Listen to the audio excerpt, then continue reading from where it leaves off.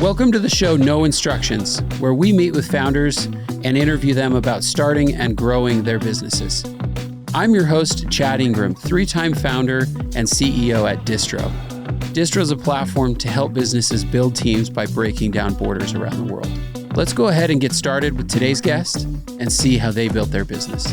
Welcome to today's episode of No Instructions. Today we have Shane Rowley. Rowley. I almost messed that up right before we got started. I'm from Nimbl, and we're going to hear his story today. So thanks for joining us. Yeah, thanks for having me, Chad, and love the episodes and love what you're doing. Thank you. All right, so you're an accounting extraordinaire, right? That's what I am. Okay, tell us like Twitter style, what is Nimbl? And then we're going to hop into like, Nimbl is what you're doing today, but then we're going to hop into your story. What's Nimbl? Yeah, we're basically a full service accounting team for small businesses. Yeah. So we really focus on that 1 million to 25 million of revenue for small businesses. And we'll go into kind of what it does, how it came about, but really looks to be full service and ends up being cheaper than hiring in-house and having it all done correctly. Yeah, awesome. And it's subscription-based, right? Like platform. You got it. Yeah, fixed fee, subscription-based. We just build a scope out. We're nimble to our customers, and meeting them where they are, and then we grow with them. Yeah, awesome. And you guys are based here in Lehigh, Silicon Slopes, right? You got it. Yeah, awesome. Okay, where does your story start? Yeah, so it's a good question. I mean, it really starts when I was a kid. I grew up in an entrepreneurial family. Okay. My dad, he was in water softeners, reverse osmosis, second generation for him. So my whole life. Wait, second generation. So my grandfather started the business. That's been around that long? Yeah, so it's the oldest water filtration company west of the Mississippi. Oh, that's cool. So he took it over, loved it, provided for our family. So naturally, it was my dream. Like, what do you want to be when you grow up? And it's like, I want to take over my dad's business. Was that the thought, or I want to be a business owner, or I want his business? As a kid, it was I wanted his business. As we kind of go through my story, obviously, some pivots transpired. But yeah, I mean, my dad always taught conservative business principles, had a big impact on me my entire life. What's a conservative business principle? What do you mean by that? Yeah, for him, like he never had loans in his business. Okay. Everything was reinvested back in. He only grew at the pace that he could reinvest and just kept everything really clean. He always said like there's two types of people in this world, like people that pay interest and people that don't pay interest. Yeah. And if you say you understand that and you pay interest, then you don't really understand it. And so, I like interest. Very, very conservative in that approach, and had a big impact just kind of throughout my entire life. Yeah, that's cool. Would, I don't know, how did was he frugal, like in general or just in the business? Or did you see that in his personal life too? Yeah, I grew up middle child, so I kind of got the best of everything. I saw in the early days, we were a one-car family at that time of entrepreneurship. And then, in high school, we were building a brand new home and had lots of cars and had a little bit better life, going on vacations. So for me to see both ends of the spectrum was like really great. I saw the high rewards that come from entrepreneurship, and I saw, the sacrifices that also come. Yeah. Yeah. But did that excite you, or did any of the like hardships cause any sort of, I don't really want to do that? There's parts of the hardships that felt that way, just like I saw the stress of like, every month you got to make payroll. Yeah. And every month, in the service industry, you're starting from over. There's not subscription base. Yeah. So you got to go find the customers, bring in the customers, pay your people. And so I think there's parts of that stress that I saw and I felt, and I was like, ooh, do I want to be a part of this? But then I also saw like the reward of like, there's no cap. The cool cars. The cool cars. Was your dad into cars later or no? My grandpa and my dad were both very much into cars. Like classic cars or new cars, or what do they like? All the above. So they had some of the classic, Bentleys and Rolls Royces. No way. Really fun cars. So would you say they sold a lot of water softeners?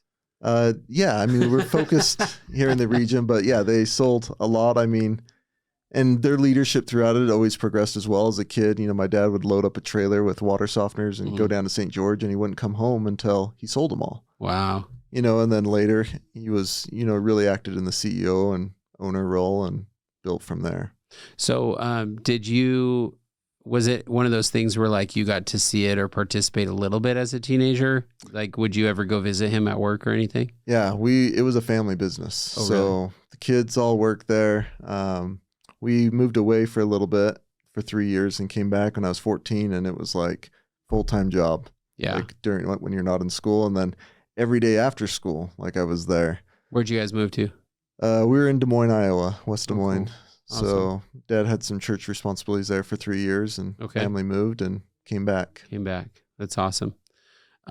So you graduate high school, right? And you're here from Utah. Yeah, grew up here in Orem. So you're here from Utah. You come back, graduate high school. Then what do you do? Yeah, for me, school was, no one in my family ever went to school. Really? So even your dad? My dad, my mom. I mean, my mom went for a little bit, but nobody graduated. No, my grandparents didn't graduate on both sides. So you could be successful and not go to school. That's what my weird. Dad told me growing up. He said, "Why are you going to college?" So then you went to college. A deviant. I when I was in high school, there's this little bit of external pressure that said get an education, and I wanted to be a good kid, by nature, and so I was like, okay, let's go get some education. But I was very independent growing up. And so I figured out in high school this like concurrent enrollment thing that said like, hey, you can do college classes in high school. And so you wanted to double up school? Yeah. Well, so it was that's kind of weird, right? Yeah, it kind of was weird. Did any of your friends think like, what the heck are you doing, dude? Yeah, it didn't make sense. But then like, as I looked into it, it made total sense because it was like, you take a college class at the high school. It's like twice as many high school credits as you normally do. It starts later in the year and ends early in the year. And I was like, hey, this like adds to snowboard season. Like, this is fabulous. And like, it cuts down my school load of what I need to graduate from high school. So I ended up graduating high school with my associate degree. That's cool. Was that your idea? Did you figure that out on your own, or did your dad tell you about that or something? No, my parents had no idea. Like, they show up to graduation, there's a little asterisk next to my name. And they're like, oh, great. Like, what? Why does Shane have an asterisk? Did he not get a full 4-year degree or something? And it says like also earning his associate degree from UVSC back in the day. Yeah, UVSC, Utah Valley Community College. Right? Or State College, yeah. Yeah. That's awesome. Did you, at that point, I mean, you were probably more responsible than most of your peers at this point, right? But did you... we were 18-year-old kids. But but it was still a good decision. It was a great decision. Spent $60, got 2 years of school done. It was a great decision. Yeah, and you also remember the amount of money you spent. So you were destined to be an accountant. Definitely. Still remember it. So what did you, how are you thinking about school? So how are you thinking about college, right? After high school? Like, were you thinking that, all right, what career path did you think that might do for you or at all? Yeah, at the time I still didn't know. Like, my dad was like, you don't need to go to college. I'll teach you everything you need to know to run a business. This is how you do it. And I said, well, I still want to go to college. I want to graduate. It felt important to me. Mm-hmm. So I left on a church mission for 2 years to Spain. Cool. Still didn't know exactly what I want to do, but I came back and I was talking to my dad. That was the funny thing is I come home and... What year was this? February 2008. Okay. So I come home and, it's first morning wake up. My dad's like there at 6 a.m. and it's like, put on your pants and go to work, So I was at the family business right away. Like, there was no transition. But I knew I wanted to go to school. So I asked my dad, I said, I kind of want to do business. So I listed all the business majors to him. Yeah. I was like, what do you think would be good? And he's like, well, you should speak the language of business. Like, that would be really good to know if you're going to go into business, take over the business one day. So accounting is what it was. Like, it was that simple, which I ended up loving because in accounting, like, everything has to equal 0. Yeah. And like, you do it's supposed to. It's supposed to. Yes. And so you take 60 credits, like, of basically that same concept. I'm like, this is like awesome. Like, did you have Norm back then? Nimrod? Yeah. So that's a great example. So I came home. Accounting 200 was the entry class, I think, right? Yeah, I came home and so accounting was a degree. So I go down to BYU and I say, okay, how do I get into the accounting program? And they said, good luck. They said, well, we're rated #1 in the country. Yeah. And, applications are due in 2 months for fall semester, and you don't have all the prereqs done. So you're going to have to take those prereqs, and then you can apply. And I said, okay, how do I do that? And they said, well, you can't take them right now. Like, you're going to have to wait a year to apply. Oh, man. I was like, well, that doesn't sound very efficient. So I transferred over to UVU, and then just my mindset, like, of efficiency, I just did 3 semesters of 20 credits each and graduated. It's like, so like everybody talks about their freshman year, sophomore year, junior year. I didn't have any of that. I had 3 semesters, and it was like just to finish up. And then my dad, he had me working full time during that as well. It was just crazy time. So yeah, I went into accounting, and then all of a sudden, you graduate college and you're like, hey, I'm supposed to know something, right? Did you feel like you should go and work for the big 4, accounting firms at that time, or were you thinking, I want to stick with my dad for a bit? At that time, it was still with my dad. I was serving as a controller for him. Okay. And he got me real life experience, which was awesome. Like, if you can ever get real life experience in the degree that you're learning as you go, it's probably more valuable than going and working at like KPMG or something, right? I mean, possibly. I mean, I have my big public accounting experience as well that we'll get into. But at the time, it was still like with my dad. But I thought I was going to graduate and like be all knowing in something. And so I was like, okay, like, what else do I want to know? Like, I was only 22 years old. Yeah. So I decided to go do a master's. Okay, so you didn't have enough school. Didn't have enough, so we apparently. Went back. So yeah, it was first my family history to graduate from college. And then it's like, okay, let's go get some more school. So I took 6 months, studied for the GMAT and the LSAT. Took them both, and then got into the University of Utah Business School, their Master's of Accountancy program, and then was looking to do a law degree with it as well, do a JD Mac. Yeah. We'll kind of go into why I didn't end up doing that, but I ended up just doing the accounting track. So one thing I did learn in my undergrad is like the one thing that wasn't logical was like auditing. When you do a master's, you usually have tax or audit. Yeah. And like audit didn't like who like says like I love my auditors. Like it's like nobody says that. No, for sure. But like people that are like, oh dude, I got a tax guy and he works miracles. Like I'm like I want to be that guy. Yeah, yeah. So I did a taxation emphasis. It was just again like I didn't really know what I was doing, just had to pick something and picked it. Throughout that time, the managing partner of the largest accounting firm in Utah was my corporate tax professor. Okay. And everybody kind of started like going into this recruiting world, and I had no idea like what it was even about. And so I was like, oh, I should just join in and do it with my friends since they're all doing it. And then the offers started pouring in, and like that's like when everything got real. And I never thought about anything outside of like working in the family business. Right. But all of a sudden, like I had these offers, and like they were attractive. During the master's program, you were probably still working. Yeah. Yeah. Okay. So you were still like in touch and involved with your dad the whole time. Yep. Yeah. Very much so. And he was boss. Was he CEO at the time? Mm-hmm. Was he worried at all that might happen? That maybe you'd want to go do something else instead of stay with him? I think I was worried about it. Like I think I was like, this is my path, and there is no other path. And I'd created that story in my head. Yeah. And so all of a sudden, when offers came in and I had to make a decision, it was like, what do I do? Yeah. I was married at the time. My wife was pregnant. We were just like trying to figure out what to do. And probably one of the coolest moments with my dad is like it took a lot to work up the courage for me to call him and tell him, hey, I got these offers and I'm going to take one. And you were sure you were going to do that instead of stay with him? I was, like 99% sure. Like I always value my dad's opinion, but I always love to come up with my own. But it's a hard opinion, right? Because, you're going to him as a father for advice, but also as a boss who's wanting to keep you. Absolutely. That's tough. What did your wife at the time, want you to do? Yeah, my wife, she's incredible. She's like super supportive all the way across the board. Like whatever you want to do, I support you. And you're like, that's not helpful. Yeah, I mean, I've learned that over 15 years of marriage. Like, hey, give me a little bit more. Yeah, totally. Like, it's great that you're always here for me, but give me more. Yeah, so I got on that call. I remember going in my bedroom, like I buried myself in a blanket and I'm like on the phone with them. And I tell him, I said, think I really want to take this job and work in public accounting and go do taxes. And he just like said, I'm proud of you, son. Like, sounds like you're going to make a huge impact and I'm excited for you. And like, it just like, man, I want to be a dad like that one day. Yeah.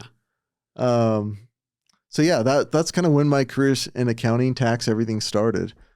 Roughly when was this? That was about 2010, 2011. Okay. So yeah, I was still just a few years off my mission. And off of the Great Recession, right? Yeah, well, I mean, right into the Great Recession. They weren't hiring a lot, but yeah. It was starting to come back up. Was your dad's business impacted very much by the recession in 2008? Yeah, I mean, it definitely was. I mean, again, lives conservative principles. So in the years of he had cash greatness, like I watched him save, and in years of famine, like I watched him like never lay anybody off, keep paying them. And he just always knew, like he'd watch the cycles throughout his life. Do you feel like did he have the brain to be an accountant and just never went to school for it? Like, did you get that from him, do you think? Yeah, him and my grandpa, like two of the sharpest people I know. Numbers people? Numbers. I mean, they don't know the technical side of it, but like you get down into business and numbers and they're as sharp as they get. That's awesome. So is your grandpa still involved in the business? He's not. He passed away. When we moved to Iowa for 3 years when I was a kid, he actually came out of retirement to help run it and then went back into retirement and died a few years ago. That's the thing. I've had a lot of conversations with people about retiring in general, and it's like the worst. Like when you get old and you retire, you like get sick and die. Yeah. Like it's better just to work until you die, I think. I don't know. Work until the day we die. Yeah, seriously. Like I'm just going to keep going. So yeah, just can't tell my wife that one. Yeah, no, don't tell her. So you telling me has this great reaction, right? Yeah. And your wife's supportive. You have a kid by then? Yeah, had a kid soon after I accepted, but before I graduated, we had our first kid. And where did you go to work then? What was this job ultimately that you... Yeah, so went and started with Tanner, which is the largest public accounting firm in Utah. Just incredible culture, great people, and just loved the aspect of like there was no specialization from day one. You get the full gamut. Like you start from the beginning to the end.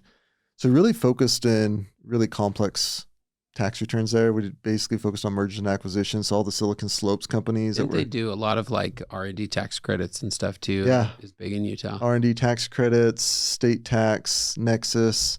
So when you all the e-commerce companies, when all the Nexus requirements came out.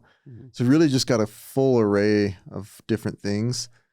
But ultimately, like, during the time I thought like this was my career. Like I might stay here forever and make partner and do it. And then again, like something kind of comes your way. And one of my clients, sends the email and says, hey, I'm interested in hiring a CFO. Would you be interested in coming to meet with me? It's like that gut check, again, like, oh, is this real? Like, I've been gun ho in this scenario. So ended up taking the offer. Like it was, who was that? It was a company called Affiliated Genetics. Okay. And they'd bio-life science industry. They were doing about $4 million in revenue at the time. And had created some genetic testing with pharmas. It was called pharmacogenetics. And they were just ready to take off and needing some more support. So for this chance to like double my salary, get out of like working 90-hour weeks during busy season, like it was like, yeah, like why wouldn't I? Like it's going to take me 4 or 5 more years to get paid the same amount. Yeah. And just get more industry experience. So still like family business on the side. Like, so you would help a little bit here and there with the family business, or were you kind of out? No, like I would still like do a phone call with my dad every month and just, make sure let me check the clothes and make sure it was good. Yeah. Make sure everything looks good. But yeah, went over there and like had a fantastic time. How long were you at this other startup? Ooh, we're getting to years now. It's about 2 or 3 years. Yeah. And it was one of those where in the bio-life science industry, like you can scale your revenue like super fast in comparison to headcount. Yeah. Because you're just dealing with microarrays and like DNA samples. Right. And so the more DNA samples you get in, it's just more machines. So top line, I want to say we were well over like 110 million in like a 2-year period, just crazy growth. Then Medicare stopped reimbursing for this test. And sales just started plummeting. So I was sitting there like, hey, this is my retirement dream. Like this is, they're going to take care of me for life. So I was starting getting nervous. The CEO was really nice. He's like, I have a job. You have a job here as long as I have a job here. Yeah. But it got to the point where there wasn't a lot to do. Yeah. Like we needed, it was so small. Yeah. We were small. I mean, were they VC backed? They weren't. They were all their own sales. All their own. Yep. Yeah. So yeah, it was like this time where it was uncertainty of like what's going to happen. There was like a 2-week period where I was told I was only going to get half pay. And like, that was hard, like to go home and tell my wife, like, hey, like it's not looking good. You know, a man out of work just doesn't feel good. Yeah. It was one of like, probably like the only ugly cries I've ever had with my wife. Like, yeah. It was so minor at the time, but just, it's not fun. What upset you the most about it? I think just like not knowing I like was going to be able to provide. Like we just built a home or bought a new home. Yeah. Had 2 kids and it was just a little bit stressful at the time. Yeah. So how'd you look at that though? Like, all right, let's just stick it out, or do I go and be resourceful and do something else? How'd you think about that? Again, it was like serendipitous. Like I had a friend call and he's like, hey, I just interviewed for this job. They're like working out of a garage. They're a startup in Provo. And like, I listened to the whole thing of what they need. And the whole time I just thought of you. So I told them about you. So I think you should go meet with them, the CEO. That's cool. So this company out of the garage out of BYU was Owlet Baby Care. Yeah. So the baby stock company. This is in I don't know whether it was 15, 16. That was early for Owlet. It was early. They just got out of the garage, raised a little bit of money, and they brought me on to come be the finance guy. And if you want to have an education, like, I mean, I did 5 years of school. Yeah. 2 years of a startup will blow your mind. Yeah. Like it was unbelievable how much just knowledge and experience I received in that 2 years. So yeah, I left, joined them, helped them raise a bunch of funding rounds, build their accounting systems, what was the finance head count when you joined them? Under 20. Wow.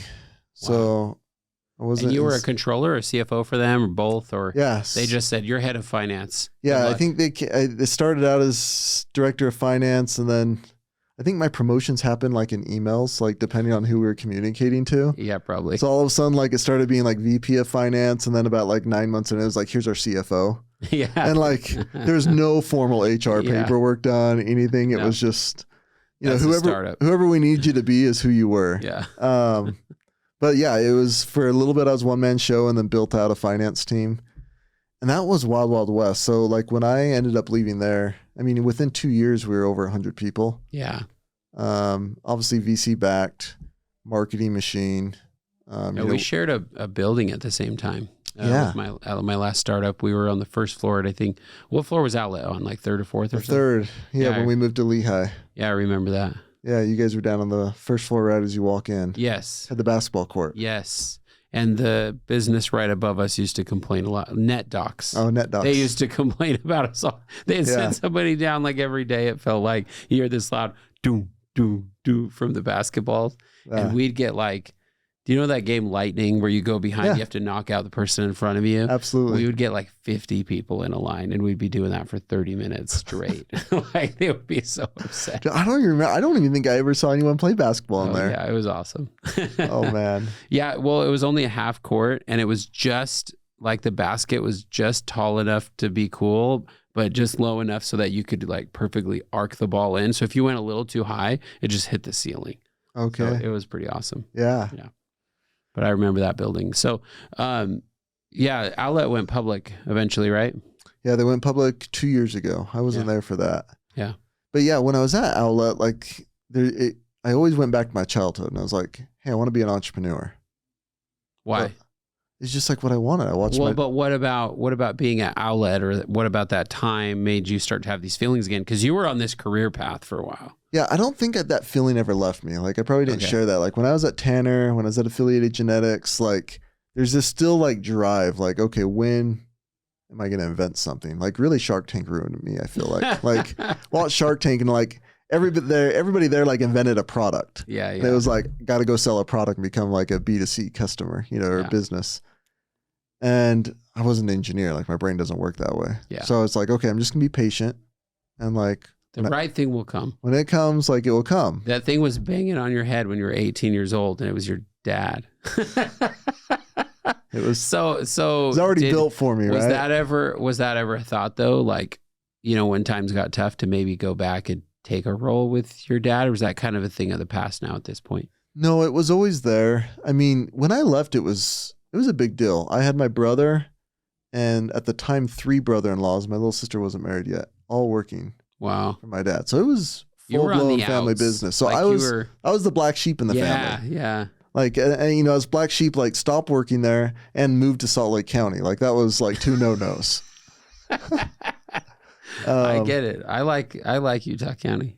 So yeah, like that's also what made it so hard. Like it was my dream, but like the whole family was there. I still invited to all the company Christmas parties. Still am today. But was it a little weird? A little bit? It's just different. Like, everyone was interested in like, oh, what are you doing? They were like whispering in the corner, like, oh, there's Shane. Yeah. Did you hear he left the business? Yeah. Him and his dad got in a fight. Did you hear about it? Oh man. No, that's funny. Yeah, I don't even know what the rumors were, but yeah, there was always a little bit of like, do I want to go back? And it was about the time I was at Outlet that my dad said, hey, I'm thinking about retiring at some point, and I want to know, like, is this still? So like, he came back to you. Yeah, like, would you, you and your brother, he said, have the birthright for the business. Are you interested? And he says, I'm not asking for an answer now, but be prepared to answer that in 2 to 3 years. And so I said, okay, like I took it to heart. And so, yeah, while I was at Outlet, like, it was always like this idea, like, okay, how do I go be a startup like these founders, like Kurt Workman, like incredible visionary. Like what he is doing at Outlet is just spectacular. Love the man. And yeah, nothing ever came. And I didn't have a passion for water softeners yet in life. And so it was one of those things where the years go by and all of a sudden a venture capital group calls me and says, hey, we're looking to hire a CEO for a company we acquired and want to interview you. I'm 29 at the time. Like I just kind of gone boom, boom, boom, boom, boom. Like I hadn't taken any breaks in life. Yeah. And it was like, well, this is my shot for entrepreneur. Yeah. Time. So we talked about it. It was a bet in the box industry at the time. Purple had just gone about 9 months earlier, and rocket ship. Casper was a little bit before that in Arizona. And so they lay out the red carpet, here's your comp package, the equity. And it was like, man, like if Outlet turns into like $1 billion company, like what would my payday be? It's like, oh, if this turned into like $100 million company, like the way Purple is already on track for, right? Like my equity, like it's a lot bigger piece of the pie. So there's that part of it. But like more than anything, it was like, hey, this is my chance to call the shots. Yeah. Like I've been searching for this entrepreneurial journey my whole life, and this was my chance. So I took it. And that had its own learning experience. Yeah. It was humbling. So you were to take over a company that was venture backed, or was it like private equity acquired or something like that? Yeah, it was a company that existed, and then in Canada, got sued. They took control of it. Got rid of the leadership. Yeah, basically kept a chief product officer on payroll the whole time, came out with a new product, and they were ready to go launch.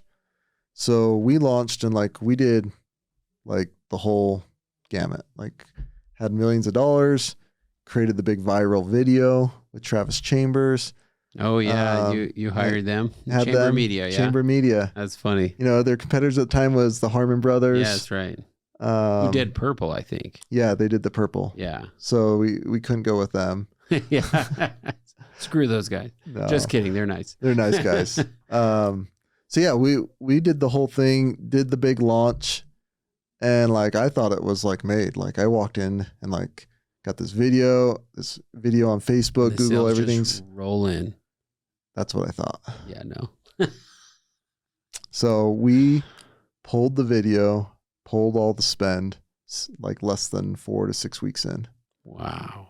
And like I just walked away from like it just didn't perform. Even in that short period of time, there wasn't glimpses of optimization that could have been done, or yeah, I mean there was like we were optimizing every day, like looking at it, looking at the data. I was involved in it every day. How much money did you lose? It was probably about in all contributions. Yeah, it was like $500,000 to $700,000, probably all in. A good chunk. Good chunk in like a month. Yeah, it's like done. You're like, welcome to startups. Yeah, and you know, and the way it was sold to me was like we had about $3 million of cash. Yeah. Well, by the time I actually accepted, like the video was already working on before I came on, so they're like, hey, we kind of already have some of the stuff in, and you're going to come in and run it. So by the time like that all ended, and like I sit down with the finance guy, and I'm like, okay, what do we got? Like we got to make some pivots, and we're like $250,000. I'm like, wait, I thought we had $3 million. And he's like, oh, like we can have access to 3 million, but we have to meet certain covenants to get it. We only got $1 million up front. Yeah. And I was like, what? Like, just kind of like. And this was from the group that took over the business, yeah? Yeah, venture capital group. Yeah. So that was kind of, should have been my first warning sign of like, hey, this partnership didn't come off. Like I was told certain things, and then in reality, it was a little bit different. How did you feel when that all went down? I mean, it was like, it was tough. Like it was kind of like, but like I didn't sorrow in it. Like it was like, okay, like we got to pivot. So we turned like the whole business model that we thought we were going to do into like an influencer marketing platform, where it was like, okay, instead of spending money to get sales, we're going to go tell people they can make money if they generate sales for us. Got it. And pivoted the whole structure. And throughout that thing, like 3 years there, like it was incredible learning. You know, became #1 bed in the box mattress in our category 2 years in a row. Like that was awesome by Consumer Reports. Wow. So just had a lot of. You did grow it beyond the, hey, we have $250,000 in the bank. Yeah, we changed the whole model, grew it, but there came this point with the board and the venture capital group where we needed more money, like we always did. And so I said, hey, is like this coming? What's going on? And they said, oh yeah, we'll get it to you within 60 days, $2 million. No worry. We can refresh everything, keep the momentum going. 60 days goes by, we hold another board meeting. I'm like, hey, so what's the update? Here's my update. If we don't have money, like I got some really expensive people that we probably don't need. And like, we can keep this like bootstrapped and really lean. But if we're getting money, I don't want to let them go. And they're like, oh, don't let any of those people go. Like we definitely need them. We're going to go. Were you burning money at the time, or were you profitable? We were like just dead even. Like, I mean, I only had 250,000 like after the whole big thing. So for a couple years, we were just like, we kind of had little ups and downs, but we never went to dip below zero. So we were burning some months. That's where the accounting background really came into. Oh yeah. Like we had to change the pricing, everything, like really look at our margins. Yep. And the shipping costs, like we were fine tuning everywhere we could. That's awesome. But ultimately, like we did this like 60-day thing for over a year. Wow. And it got to the point where like I stopped taking a payroll. Really? And were sales declining, or were that you were just having to feed the beast and there were just expenses you had to? Yeah. So there was this point where like we were increasing every month and quarter for a year and a half, 2 years. But like in the consumer product industry, you got to come up with something new. You just can't sell the same thing over and over again. Yep. And so we needed like to come up with a newer mattress, new layers, new advertising, new marketing. And we just never got the funding for it. And so at that point, sales were flatlined and like probably even started coming down, you know, Black Friday, you know, all those type of things had big spikes. Black Friday is crazy, by the way, in that industry. You do as many sales in one day than you do an entire month. Whoa. Like it was insane. That's crazy. But yeah, so like we just like had this like internal alignment issue.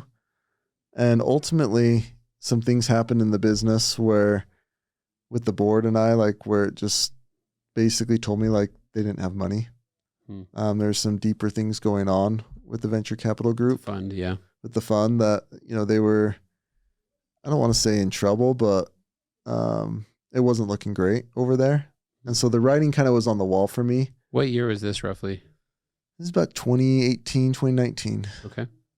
So yeah, so I went almost a year without getting paid, which was fine. Like I grew up in that conservative lifestyle where it's like things are good. Yeah. You save and I'd been blessed in my life where I didn't have any debt. We'd paid off our home, and so we were, I had 4 kids at the time, I think. And so it was just take care of the kids, lived in the same home we bought 10 years ago. Yeah. But like, it was kind of like, I just kept faith. But like the biggest thing I learned is like, I was not a leader, like in that entire experience, like in just generating results. Why? What does that mean? Like define that.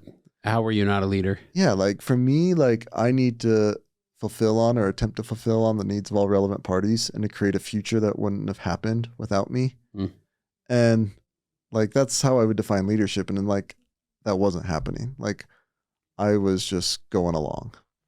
And so you were like a cog in behalf of the board, basically. Is that what you're saying? That's what it came down to. Yeah. Is everything I recommended, like I had solutions. And it was like, oh, don't do that. Like, we'll get you money. That sucks. And then by the time they said, yeah, we're not going to get you money, you probably should make some changes. Like, I'm like, it's too late. How about a year ago? Yeah. How about when I said that a year ago? Yeah. So dang, I essentially walked away. I was really workable with them. I said, hey, this isn't aligning. Like, I don't see the path. Like my whole life, I'd just been go, go, go, go. And the fund itself was still operating. Like you still had representation on the board and everything. Mm-hmm. But yeah, they had their own internal struggles going on. People getting kicked out, getting stripped from their equity, different things going on over there. Wow. And so, yeah, I was just like, okay, how do we walk away? I'll give all my equity back. Like if you can make me whole in salary at any point, like that'd be great. They said, well, if you kind of help run things for a little bit until we sell the company or whatever, like we'll send some of that to you now that you kind of Did they make you whole on that? Not completely. There was a little bit of money that came, but it was okay. Yeah. I mean, you chose to take that risk, right? I chose it. Like, and I didn't even tell them for 6 months. Like I didn't take a wage. So it was on me. That was on you. Yeah. I just was like, yeah, like we'll come out of this. Like the board keeps telling me money's coming. I'll repay myself back, just accrue it. Yeah.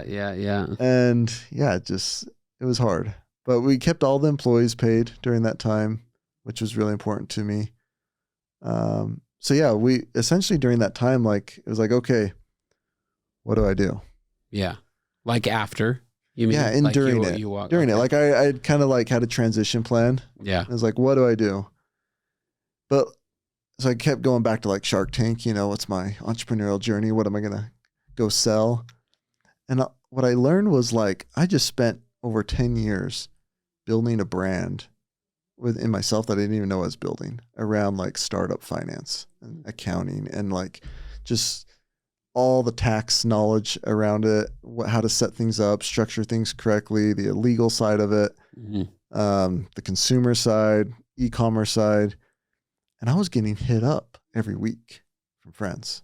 Like, hey, I got this new startup. What do I do? How do I do this? And I was just like helping them. Like, and every once in a while I charge a little bit of money, and it was for me. Charge more. I know. It was, I was just like trying to be the nice guy. Yeah. Yeah. And then all of a sudden it like clicked. And I was like, I already have a business. And like, it's a service industry, which I didn't even like realize existed. And so, and I had, at the time, 5 or 6 friends that I was consulting on that were, keeping the family bills, everything paid. Right. So you wrote up so this is what becomes Nimbl. Yeah. Right. And so you're like, all right, I already got connections. I already got people asking, why don't I just charge them something? You got it. And so now you got your bills paid. got our bills paid, charging. I know, finally. Yeah. And then about that same time, my CFO at the mattress business, he was walking away as well. He basically had already like got a jump start on serving small businesses about 9 months before me. Yeah. And so he called me one day and he's like, hey, what are you planning to do? I was like, oh, I'm just going to consult, like I got a bunch of people here. Like, maybe I'll go back as a CFO for a startup if something's right and the compensation's right. And he's like, well, I think I'm onto something over here. And he'd already partnered with a big firm in Utah. And he's like, I don't really like the partnership. So I want to buy the other guy out, but I'm interested in like being partners with you. Mm. And I was like, okay, let's talk more. And so during this whole time, like I'd been making a list of like everything that was ideal for a startup in my mind. I had like 12 things. Mm-hmm. So I take that list with me and I listen to them. And like we hit 11 of the 12 things. Mm. And I was just like, this is what I've been looking for. Like, I love this. So yeah, that's when I got a business partner. His name's Dave Olson. He's Canadian and lived here in Utah, was CFO back then. We'd actually been introduced years before that. Oh, really? And like, just talk about alignment. He was an accountant by trade as well. Yeah. So he went into technology, information systems. Mm. And then worked at the Big Four and they paid for him to get a master's in accounting. So he kind of went into accounting just accidental. Yeah. Kind of same as I did a little bit. So he really like was into processes and technology and, really liked programming and building out things. And I'm like, this is awesome. Like, so is he more like, he brought more operational chops to the table than you did, do you think? Yeah, absolutely. Like his brains operationally is amazing. So he's probably a great CFO. Yeah, absolutely. That's awesome. So yeah, we decided to partner together and buy out the other partner. And at the time, they had a terrible name that they was the other partner pissed, or did that go okay? It was a firm, so they were trying to get into this space. It wasn't too personal. No, I mean, I think it was like a bummer. Yeah. But it worked out well. And we were able to buy him out without taking out loans or anything. Again, that conservative approach as a kid was helpful. So yeah, like we basically were like, okay, like we went down, we hit 11 of the 12 on this list. I wanted to be subscription based. I never wanted to collect bad debt, and be an AR business. Mm. I wanted a fixed fee, and just kind of like went down all these things, which basically I learned from the SaaS model. It really was a SaaS business. A SaaSified version of accounting. Which number 12, which we didn't hit, was sell a technology. So it's easy to scale. Yeah. We didn't quite hit that one. And so it was kind of like, well, we'll figure out how to add that one in later. And have you since? Pieces of it. Okay. We're not quite there yet, but that's the dream. I mean, the multiples on valuations like are way different, greater, right? But yeah, if you can actually pair technology to subscription, it's absolutely powerful from a valuation perspective. Yeah, you got it. And what I didn't share though is like during this time at the mattress business, voila, like I was the guy. I made every decision in that company. Yeah. To the point where like Saturdays would come and my wife would be like, hey, like, what do you want to do today? We got the whole, after the soccer game, we got the whole day. And I was like, oh, like, I don't care. Like, you pick, I'll go. That's how, yeah. I was done making decisions. Like I'd made them Monday through Friday. And, I'm making it sound nice. I was probably had like more hangriness in me. Yeah. Like sure. I'm done making decisions, honey. Like you decide. Like my wife didn't sign up for that. Like she married a man to like go on an adventure with and like me to take her. And so like there's this part where I was leaving, like as part of my 12 things, I wanted a business partner. And I put or coach. Okay. Because like a co-founder partner. Yeah. Like I probably still am too shameful to admit there's like any depression during that time. Yeah. But like when you really look hard at it, like depression during the mattress business. Yeah. Just like trying to figure out what to do. I didn't have a right-hand person. Like it was just me reporting the board and then leading a team. No one to gripe to. No one. Like I just held it all in. Mm-hmm. And, and I just like my personality just like turns it off. Mm-hmm. And it's like, nope, like we're not going to process emotion. Yeah. We're just going to go create something different. And so like, I didn't allow myself to really feel anything, but like when I did, it was like, I need someone, I need a business partner. I need a coach. So we did both. And when we started with Nimbl, started working with a coach immediately, had a business partner, found alignment like really quick. Had a terrible name before, so we hired a marketing agency out of Phoenix. We have to know what the name was. What was it? Tanalytics. Oh yeah, this one's way better. Nimbl is way better. So yeah, good job. So yeah, we merged the business, both of our kind of like side hustle businesses together. Yeah. Obviously, he'd already had a 9-month head start with some processes and everything there. But you also contributed some customers, right? You had some. I had a handful. Yeah. And then a network that basically became like immediate sales that came in. Like once I announced like this is what we were doing, like the floodgates just opened. It was like so many people are like, oh, this is what I've been looking for, which we'll talk about what we were. But an interesting thing about it is like we went through a whole branding thing, which I'd never done before. We hired an agency out of Phoenix and we spent 2 days with them coming up with the name Nimbl, which was just fascinating. We wanted to be tech forward. We wanted, had to have something that could be trademarked, have a website, all those things. But what was interesting about that is just how they went about it. They didn't ask us like, what do you want your name to be? It was like, what do your customers experience from you? And like, they really fed on the emotion of what we do and what we did. And, came up with 70 different things, which I don't know how they come up with. This is before Chat GPT, like, I don't know how they come up with all this. And Nimbl was like, just stood out from day one. It was like, we meet people where they are and like, we're nimble, we're workable with them. So it seemed like, given that you're both accountants, I'm sure you were diligent with your books and made sure that, or with your checking account and cash flow, that you made sure to cash flow the whole business yourself. Are you guys VC backed or anything? Yeah. So that was going on the 12 things. One was non-VC backed. Yeah. Why? So he was the CFO for a venture capital group for 15 years. I'd gone through the startup route and just got burned. You got burned hardcore. For VC. I'm not anti-VC at all. Like we would partner with a lot of VC groups, love what they contribute, love the explosion that happens. But like with our service and offering, like, didn't want it. It seemed unnecessary. Like, did you think you could accomplish what you wanted to accomplish without it? Yeah, and I wanted to work off my vision and my business partner's vision, not on targets that the board was giving me or the investors were giving me. And so, not taking VC money, we'll still take I get emails every week, like most bootstrappers do, asking, and I'll take a call once or twice a year, and just to kind of see what the market's like. And I mean, there's people willing to put lots of money in always, but it's not time. And I don't know if there'll ever be a time. Like we're really happy with our growth of how it's been going. What's your head count today to give a sense of scale to those listening? I don't have an exact number, but somewhere between 100 and 110. Yeah, exactly. Globally.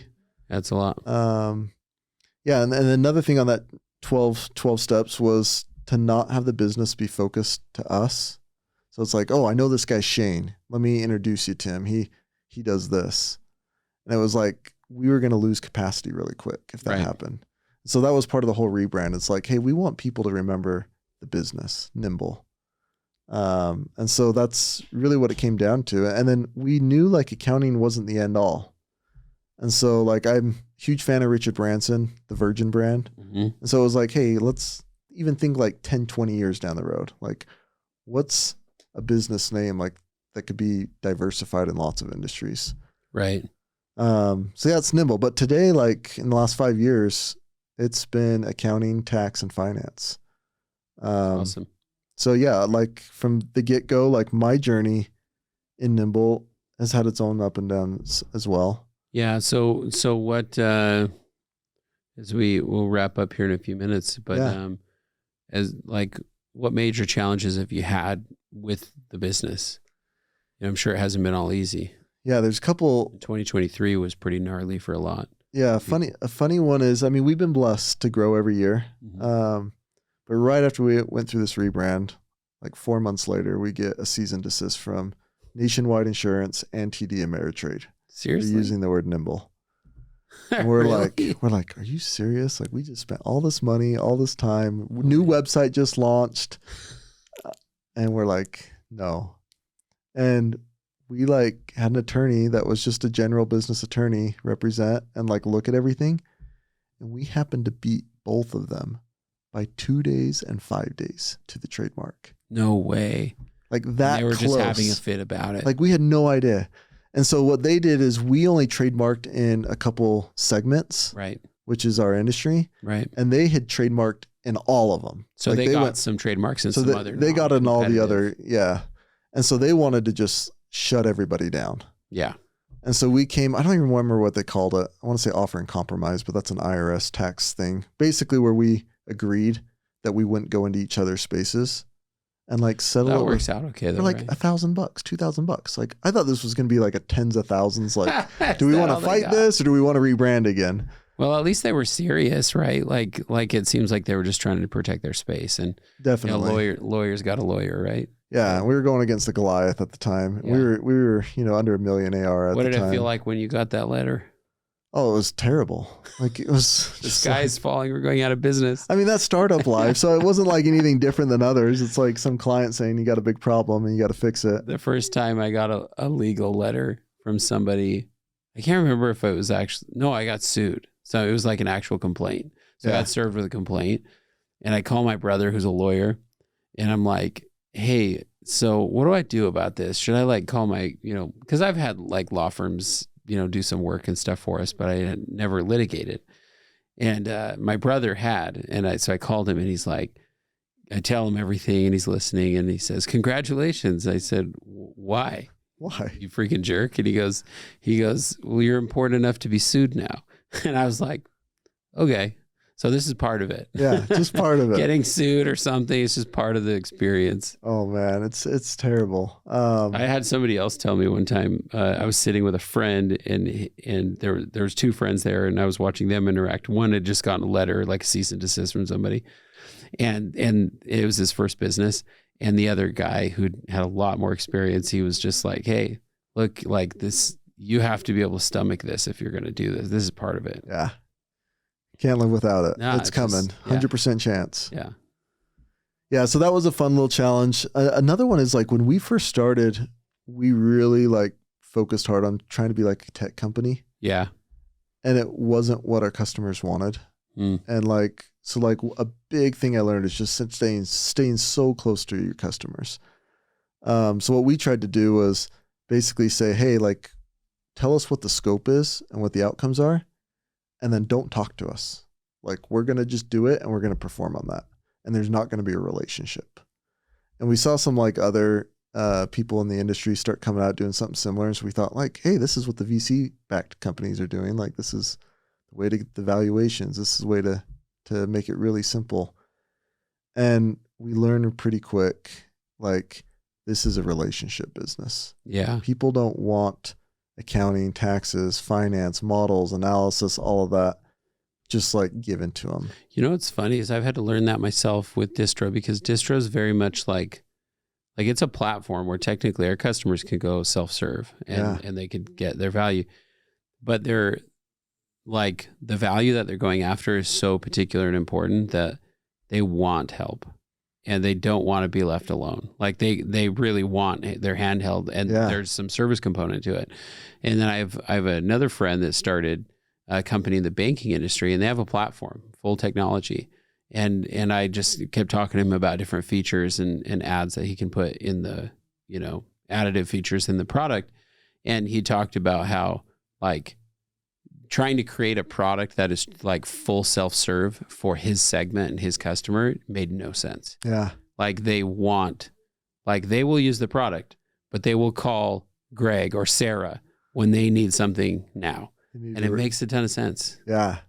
So yeah, that relationship is everything. That's what our customers were telling us. Mm-hmm. And it really launched us ahead of any competitors at the time. Yeah. Because everybody else started churning. Like, and we heard about it in the industry. Like, hey, got all this VC money, bringing on all these new clients, and then we're losing them all Yeah. like within a year or two.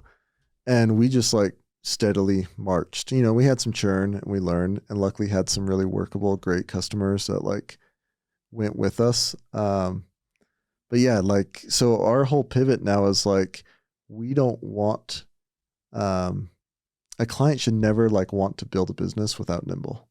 Like that's our vision. That's our dream. Like they can't imagine building it without Nimbl. And so that's what we look towards. Like, are we the company that they can't imagine building without? Or are we just, you know, oh, I got to go do this, so this is what happens. Right. You know, at first, like we started selling towards like, hey, you need help with this, this, and this, and this.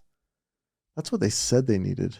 But really what they were looking for was freedom, peace of mind, like assurance, scalability, partnership. It's interesting because like when you look back at like product life cycles and product development, service or not service, like service or software, whatever it is. Yeah. Like you look back at, you know, what is it? Henry Ford said, you know, if I had asked the customer what they wanted, they would have said a faster horse. Yeah. You know, and so you have to make sure to like listen with the right filters. Yeah. You know, the right, you know, like we made a huge mistake at Jump, my last startup, where we were gathering tons of product feedback, but we were gathering it from the unhappy customers. That was the wrong way to think about it. We should have been gathering good feedback from the happy customers. Customers that love you. Yeah. And ask them, what can we do to make you more happy? Right? Because we didn't really think that there's a high likelihood that the people that were unhappy were never meant to use our platform. Right? We're selling to the wrong customer. So, you know, making sure to like think through like these product feedback filters is really important. You know, it's not just well, the customers said they will buy if I build X. Yeah. Well, maybe they need X, Y, and something else. Put it through the filter. Yeah. Exactly. I love that. Yeah. So we focused on features, was great. We still do at some point, but like our whole marketing, what we sell is all focused on the benefits now. Yeah. Awesome. Of like what people get. And so, yeah, it's been fun. Like we were able to be honored with you at fastest growing companies. Were you at the gala? At the gala, yeah. Yeah, that's awesome. Fun time with Jeanette Bennett. I wore a cowboy hat. Oh, I did too. Did you really? I did, yeah. Dang, man. I moved to Utah from California, and so I started wearing cowboy boots and a hat every once in a while. I'll wear it around town sometimes and be like, who is that? I don't know. I mean, I felt a little bit out of place with the cowboy hat. You know, I have a team member that runs a cattle ranch, and I was just waiting for him to say, "You're all hat, no cattle." Yeah, you know? I'm sure. Sure. Yeah, we've been really blessed in the growth, and like it all comes down to like our customers, listening to them, being workable with them. You know, really created core virtues and like showing up for them and being someone they can count on. Yeah. So we're really excited about the future, and like there's such a huge opportunity like with all these small businesses to like get them what they need and really help them scale and grow. And that's really why I'm in it now. Like it's awesome. It's all for that impact. Well, it worked. Maybe you were supposed to work for yourself and not for your dad, as it turns out. You know, so if people want to reach you, where could they reach you if they had some questions? Yeah, about Nimbl, you just www.trustnimbl.com, or LinkedIn's an easy way to reach out and find me and send me a message, and we can connect from there. Awesome. Thanks for coming on the show and sharing your story. Dude, thanks, Chad. Thank you. Awesome. Thank you for listening to today's episode of No Instructions. Feel free to leave us a rating or review wherever you listen to podcasts, and subscribe so we can continue producing these podcasts. Today's episode was brought to you by Distro. Distro is a platform to help startups find, hire, and pay employees in over 200 countries. It's free to use. Go to distro.io to set up your free account today.